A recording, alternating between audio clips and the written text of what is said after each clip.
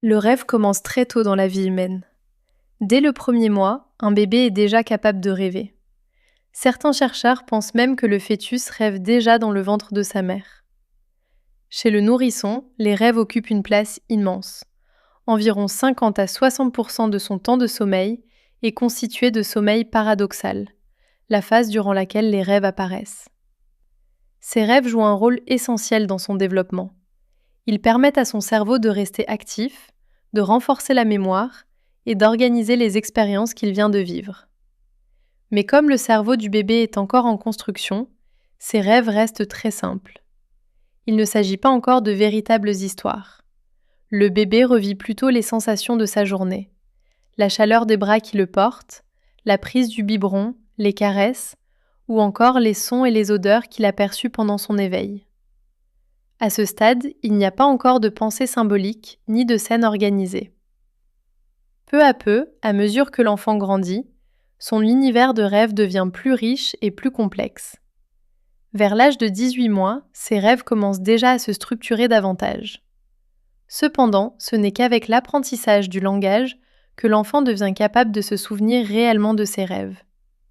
Chez le jeune enfant, il n'y a encore qu'un simple spectateur de son rêve. Il observe ce qui se passe sans vraiment y participer. Entre 5 et 7 ans, tout change. L'enfant commence à jouer un rôle actif dans ses rêves. Ceux-ci sont souvent inspirés par ce qu'il a vécu dans la journée. La faim, la fatigue, la joie, mais aussi par les livres, les histoires ou les dessins animés qu'il a regardés. Les images deviennent plus animées, plus dynamiques.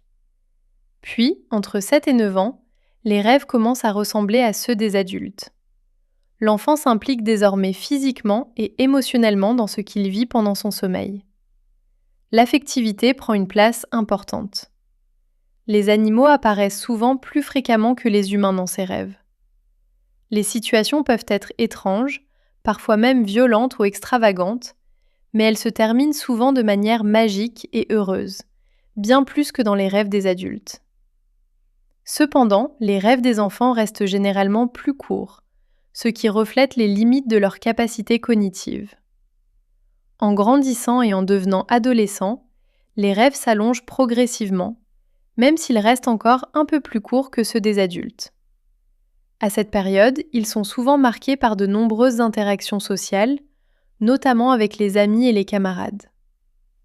À l'autre extrémité de la vie, chez les personnes âgées, le temps consacré aux rêves diminue fortement, parfois jusqu'à être divisé par 3. Les scientifiques ne comprennent pas encore totalement pourquoi. Le rêve accompagne donc l'être humain tout au long de sa vie, évoluant avec son cerveau, ses émotions et ses expériences.